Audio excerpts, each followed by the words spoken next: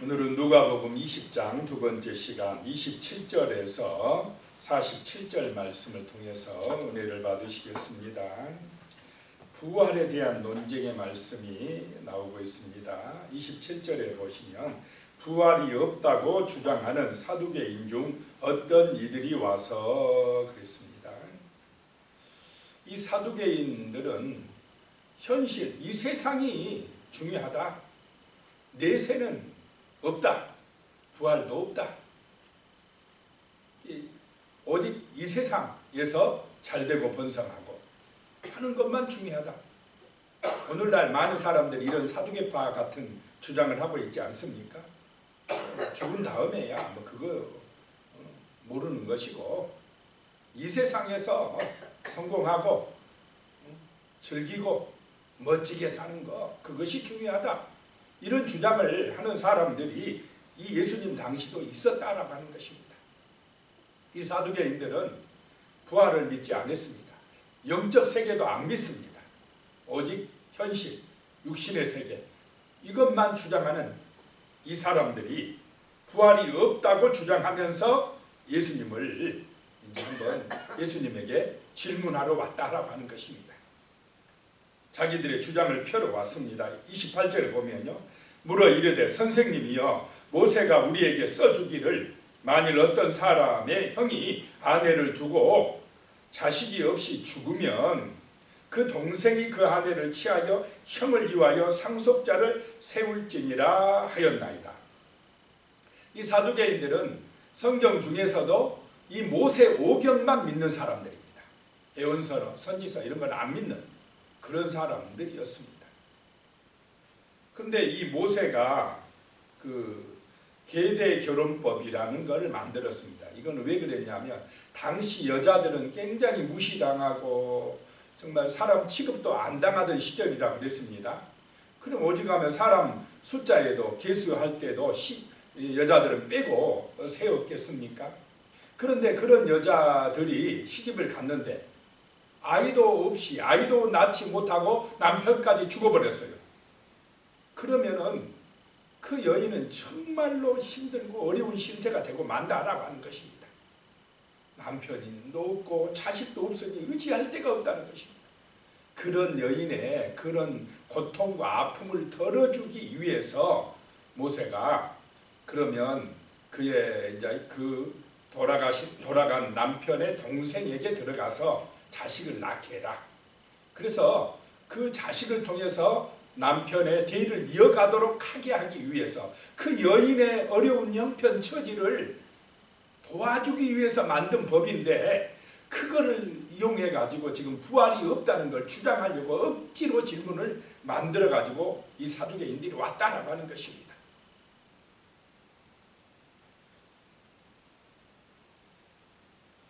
그래서 29절에 보니까 그런데 7형제가 있었는데 마지가 아내를 취하였다가 자식이 없이 죽고 30절에 그 둘째와 셋째가 그를 취하고 31절에 일곱이 다 그와 같이 자식이 없이 죽고 자, 이런 일이 실제 일어날 수 있겠습니까? 어떻게 일곱 형제가 다 자식 없이 죽습니까? 이게 말도 안 되는 그런 주장을 부활이 없다라고 하는 것을 펴기 위해서 지금 예수님에게 와서 억지로 질문하고 있는 것입니다. 자기들 주장을 내세우기 위해서 하나님 말씀에 예수님이 부활이 있다 하는데도 그들은 자기들 주장이 더 중요하답니다. 부활이 없어라고 자기들 식대로 그냥 믿고 싶어 하는 것입니다. 우리는 내 식대로 믿는 것이 아니라 성경에 말씀하신 대로 믿어야 할 줄로 믿습니다. 그래서 32절에 그 후에 여자도 죽었나이다. 33절입니다. 일곱이 다 그를 아내로 취하였으니 부활 때에 그 중에 누구의 아내가 되리까? 부활해서 천국에 가면 그러면 이 여인은 일곱 그 남편 중에 누구의 아내가 돼야 됩니까? 이렇게 질문을 하고 있습니다. 그런데 나쁜 질문이지만 이 질문을 잘한 것 같아요. 그래서 예수님께서 천국에서의 삶의 모습을 알려주시고 계십니다. 34절에 보면요, 예수께서 이르시되 이 세상의 자녀들은 장가도 가고 시집도 가되.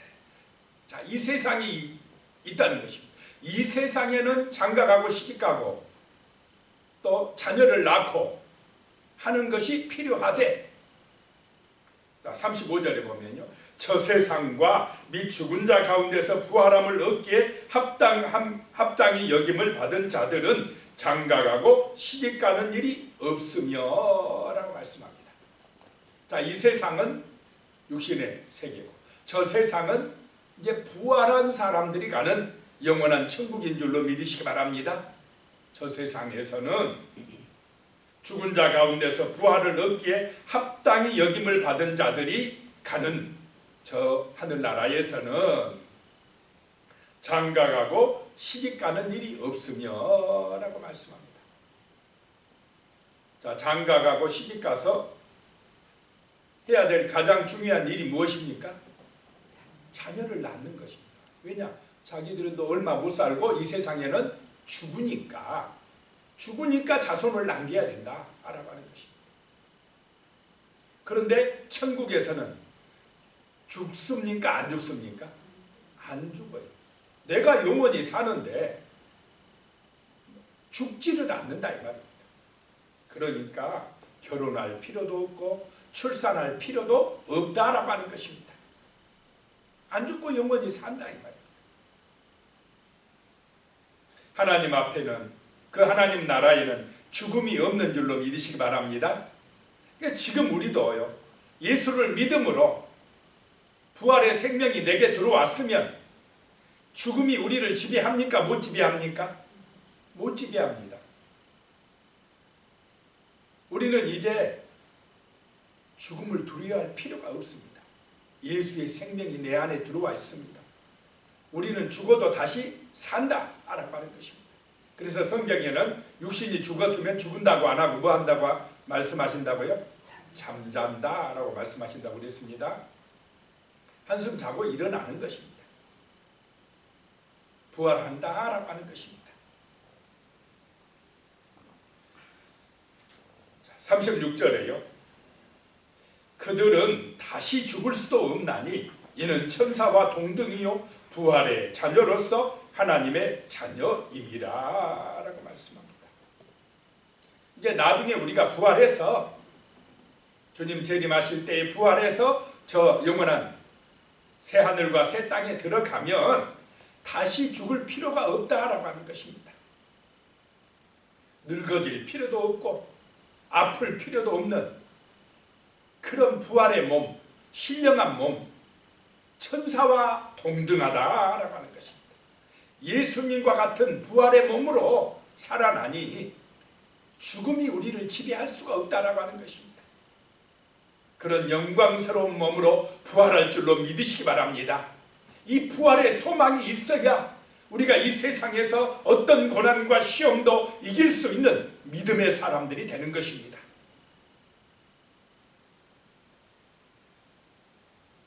그래서 우리는 부활의 자녀요 하나님의 자녀가 될 것이다 라고 말씀합니다. 37절에요. 죽은 자가 살아난다는 것은 모세도 가시나무 떨기에 관한 글에서 주를 아브라함의 하나님이요 이삭의 하나님이요 야곱의 하나님이시라 칭하였나니 라고 말씀합니다. 너희가 믿는 그 모세도 하나님은 아브라함의 하나님, 이삭의 하나님, 야곱의 하나님이라고 말씀하셨다라고 하는 것입니다. 너희 믿음의 조상들 아브라함, 이삭, 야곱은 지금 죽은 것이 아니라 살아계신 하나님을 만나고 있다라고 말씀을 하고 있습니다. 자, 하나님 안에서는 아브라함도 이삭도 살아있는 줄로 믿으시기 바랍니다. 모세도 엘리야도 살아 있습니다. 그 변화산에서 그런 모습, 신령한 모습, 부활의 모습을 보여주면서 예수님이 엘리야와 모세와 이야기하는 것을 보여주셨습니다. 자, 우리가 지금 시간의 한계에 갇혀 있기 때문에 우리는 다윗도 못 만나고 모세도 못 만나고 아브라함도 못 만나지만은 하나님께서는 이 죽음이란 시간에 갇혀 있지 않기 때문에, 죽음의 한계에 갇혀 있지 않기 때문에 하나님에게는 모든 사람이 살아있는 줄로 믿으시기 바랍니다.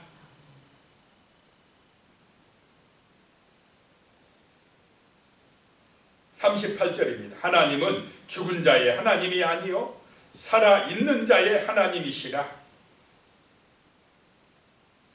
하나님에게는 모든 사람이 살았느니라 하시니라고 말씀합니다. 우리 인생은 길어야 100년이지만 하나님의 영원한 시간표에 비하면 우리의 시간은 깁니까? 먼지 같습니까? 눈 깜짝할 사이에 지나가는 인생입니다. 그러니 이 세상에 너무 소망 두지 마시기 바랍니다. 저 영원한 하나님의 시간표가 있는, 부활의 영광이 있는 하나님의 나라를 소망하라는 것입니다. 예수를 믿음으로 그 하나님의 나라가 이미 우리에게 들어온 줄로 믿으시기 바랍니다. 그 영원한 생명이 우리에게 이미 임하였다라고 하는 것입니다. 지금은 잠깐 우리가 육신의 한계를 가지고 있기 때문에 몸도 아프고 힘들어지고 이 육신은 결국 죽어서 잠들 수밖에 없지만은, 그러나 주님 다시 오실 때에 영광스러운 몸으로 부활할 줄로 믿습니다. 예수님이 사두개인들, 부활을 안 믿는 사두개인들에게 부활이 분명히 있다고, 지금 영원한 생명이 있다고 가르치고 계시는 것입니다. 39절에요. 서기관 중 어떤 이들이 말하되 선생님 잘 말씀하셨나이다 하니, 예수님의 그 말씀에 꼼짝할 수가 없습니다. 이 서기관들이.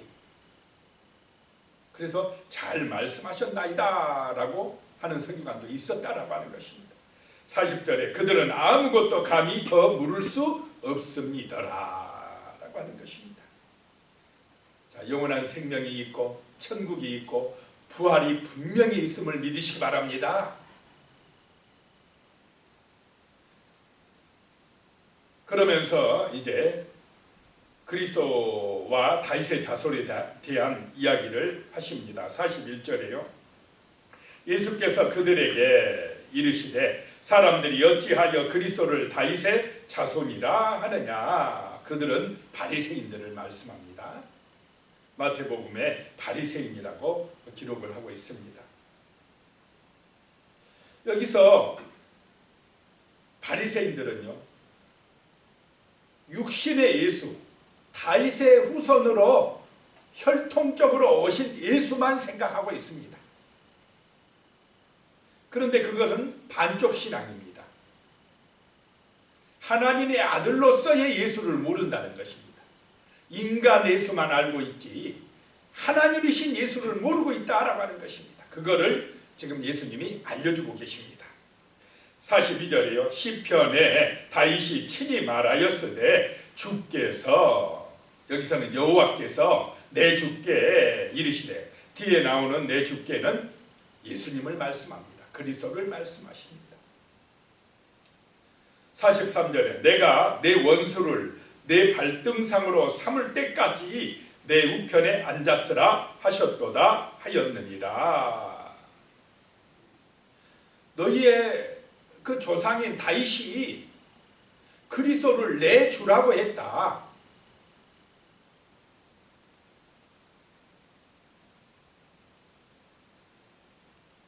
자, 44절에 그런즉 다윗이 그리스도를 주라 칭하였으니 어찌 그의 자손이 되겠느냐 하시니라 라고 말씀합니다. 육신적으로는 다윗의 자손으로 그리스도가 오셨지만은 영적으로는 다윗이 먼저입니까? 예수님이 먼저라는 것입니까? 예수님이 먼저다라고 말씀을 하고 있습니다.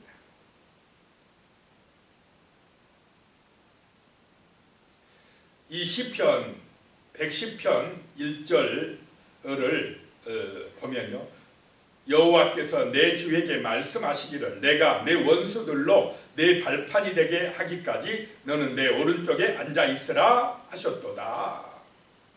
이 다윗이요, 성령의 감동을 받아가지고 그리스도가 오실 것을 바라보고 있고 하나님의 우편에 앉으실 것까지 내다보고 기록을 하고 있다라고 하는 것입니다.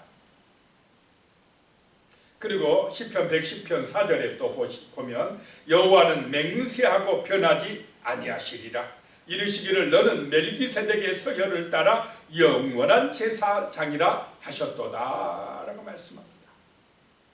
자, 예수님은 제사장이신데 아론의 후손으로가 아니라 멜기세덱의 반차를 따라 제사장이 되었다, 영원한 제사장이 되었다라고 하는 것입니다. 자, 이 멜기세덱은 아브라함을 축복한 사람입니다. 어디서 나온지도 몰라요. 갑자기 나타났습니다. 그 멜기세덱의 반차를 따랐다. 그래서 예수 그리스도는 영원한 대제사장이 되었다라고 하시는 것입니다. 자, 그래서 다윗보다 예수님이 먼저다라고 하는 것입니다. 이 예수님은 그래서 육신으로는 다윗의 자손으로 오시지만은 영적으로 보면은 하나님이시다 라고 하는 말씀을 하고 계시는 것입니다. 그래서 우리의 신앙은 인간이신 예수도 알아야 되지만은 하나님이신 예수도 알아야 될 줄로 믿습니다. 영원하신 우리의 구세주다라고 하는 것입니다. 영원한 제사장이다라고 하는 것입니다. 45절로 가면요, 모든 백성이 들을 때에 예수께서 그 제자들에게 이르시되, 46절입니다. 긴 옷을 입고 다니는 것을 원하며 시장에서 문안받는 것과 회당의 높은 자리와 잔치의 윗자리를 좋아하는 서기관을 삼가라 라고 말씀합니다. 서기관들이 성경 박사들입니다. 성경을 연구하고 어떻게든지 성경대로 살아보려고 애쓰는 사람들이기 때문에 백성들이 존경을 했습니다. 그런데 이제 이 사람들이 문제가 왜 나중에 되니까 외식에 빠지더라라고 하는 것입니다. 하나님의 말씀의 그 의미와 뜻을 따라 순종하며 살기보다는 그냥 사람들 앞에서 칭찬받고 인정받는 것, 하나님을 의식하기보다는 누구를 더 의식해버리는 것이 문제였습니까? 사람들. 우리가요, 성령의 감동을 받지 못하면 이렇게요, 자꾸 육신적인 것, 눈에 보이는 것, 사두개인처럼 그런 세상만 의식하고 살아가게 될 수가 있다라고 하는 것입니다. 그래서 우리는 성령의 감동과 은혜를 받아야 될 줄로 믿습니다. 속 사람이 새로워져요. 그래야 외식에 빠지지 않는다라고 하는 것입니다. 이 사람들은 긴 옷을 입고 다니는 것을 원하며, 왜 긴 옷을 입고 다니느냐? 거룩한 채 하려고 하는 것입니다. 사람들에게 보이려고 했다라고 하는 것입니다. 내가 이렇게 기도를 잘해, 내가 이렇게 선하게 살아 라고 하는 걸 사람들에게 알아달라고. 사람들이 알아달라고 하는 것보다 더 중요한 것이 중심을 보시는 하나님이 인정해줘야 되는 줄로 믿으시기 바랍니다. 그런데 이 바리새인, 이 서기관들은 하나님보다 사람들의 앞에 더 인정받으려고, 인기 있으려고 그랬다라고 하는 것입니다. 그 다음에 문안받는 것과, 그래서 문안받는 것이 뭡니까? 인사받는 걸 좋아한다는 것입니다. 대접받는 걸 좋아했다라고 하는 것입니다. 그 다음에 회당의 높은 자리와 잔치의 윗자리를 좋아하는 서기관들을 삼가라. 자, 우리 인간의 마음속에는 다른 사람보다 내가 높아지려고 하는 그런 욕망이 있습니까? 없습니까? 둘이 같이 있어도 내가 더 낫다고 생각하고 싶은 게, 이게 교만함이라는 것입니다. 인간의 타락한 본성입니다. 왜 싸웁니까? 더 높은 자리 차지하려고, 더 좋은 자리 앉으려고, 내가 더 대접받으려고 싸운다 이 말입니다. 그러지 마라. 서기관들이면, 바리새인들이면 정말로 하나님의 뜻대로 살고자 애쓰는 사람이고, 그렇게 살라고 백성들을 가르치는 사람들이 그런 유혹과 시험에 빠졌다라고 하는 것입니다. 오늘날 같은 목사님들이 조심해야 됩니다. 성도들이 맨날 대접해주고 높여주고 하니까 그게 당연한 줄 알고 거기에 빠져들어간다는 것입니다.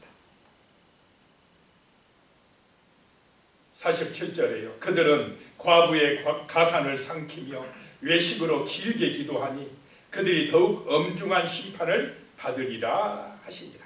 그래서 말씀을 가르치는 사람들이 조심해야 됩니다. 말씀대로 살지 못하면 오히려 더 큰 심판을 받으리라 라고 하는 것입니다. 기도하겠습니다. 하나님 아버지, 정말로 우리가 진실로 부활의 영광을 소망할 수 있도록 도와주시옵소서. 신령한 몸으로 부활해서 영원한 하나님 나라에서 영생을 누린다고 하는 이 주님의 말씀을 잊지 말고 살아가게 하여 주시옵소서. 눈에 보이는 이 세상, 잠깐 있다 지나가는 세상에만 관심 두지 말게 하시고 하나님의 말씀을 통한 정말 은혜를 받음으로 영원한 하나님 나라를 소망하며 이 땅에서 성실하고 진실하게 주님과 동행하는 은혜의 삶을 살게 하여 주시옵소서. 참으로 하나님 아버지, 겸손한 마음으로 섬기는 삶을 살아갈 수 있도록 도와주시옵소서. 하나님 아버지, 위선에 빠지지 말게 하시고 대접받기 좋아하고 인사받기 좋아하고 높은 자리 좋아하는 어리석은 자가 되지 말게, 그런 유혹과 시험에 빠지지 않도록 우리를 지켜주시옵소서. 예수님의 이름으로 기도드리오며 이제는 우리 주 예수 그리스도의 은혜와 하나님 아버지의 무한하신 사랑과 성령님의 교통하시고 함께하시고 도우시는 은혜가 영원히 함께하시기를 간절히 축원하옵나이다. 아멘.